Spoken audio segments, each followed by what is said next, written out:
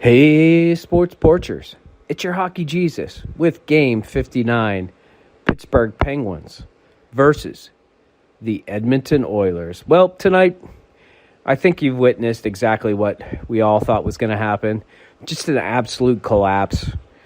The Pittsburgh Penguins just did not.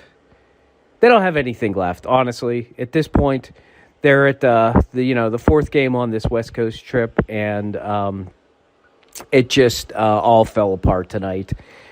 And actually, this is the way it was always going to end, to be honest with you, because the Edmonton Oilers are a world-class team right now. They've got all the talent, and they have a little bit of goaltending. And right now, that's all you really need in the NHL.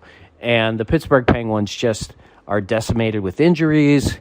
I mean, I could go on about, the fact that they're getting old, and really that collapse last night in Calgary just continued on to today. I think Ned did a good job of trying in the first period of keeping them in the game, but it was clear they didn't have any pushback. There was no offense to be had in that first period.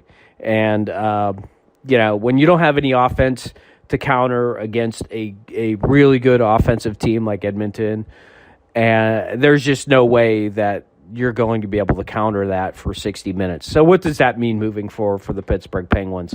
I don't really want to go over the whole game just because it's just one goal after the next. I mean, you had Cody Ceci looking like a guy who could score 40 goals, and that's just unacceptable because the guy is at the most a 10-goal scorer in the league. But what he put by Ned tonight, that shot in the second period, that to me was the nail in the coffin.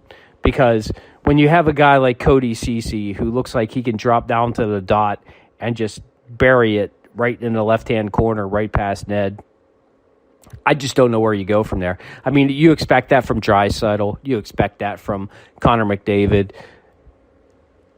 And you could even expect that from anybody on that team, but not Cody Ceci. But he did it. I mean, and it looked great.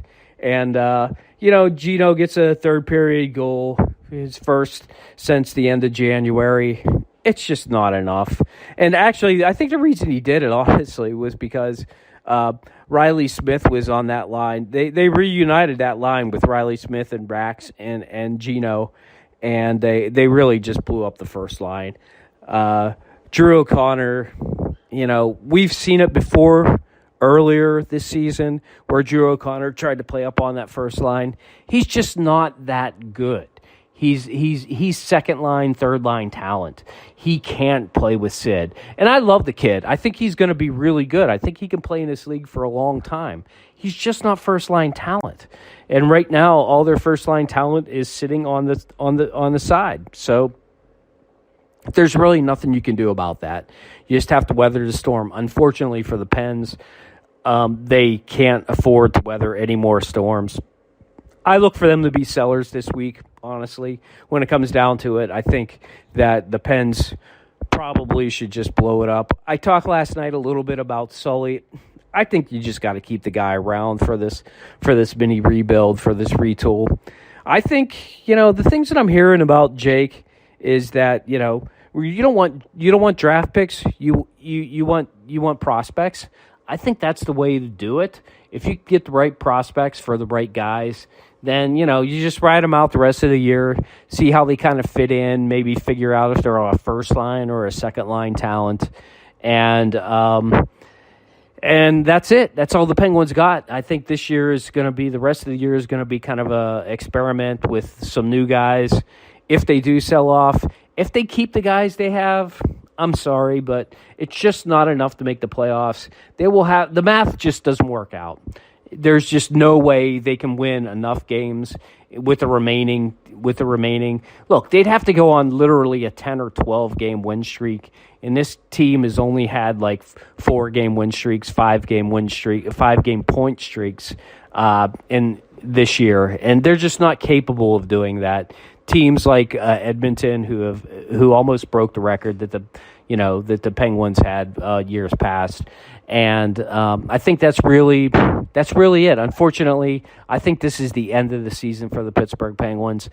I promise you, as the hockey Jesus, I will be here giving you analysis for the future. But I think this year I think tonight the Pittsburgh Penguins, with a 6-1 defeat in Edmonton, have waved the white flag, and I think their season is over. So, hey, catch me tomorrow night. I'm going to try and make an appearance on the porch with the boys, Mark and Chris. So stop by. I'll give you a little bit more analysis now that I give it a little bit more thought tomorrow.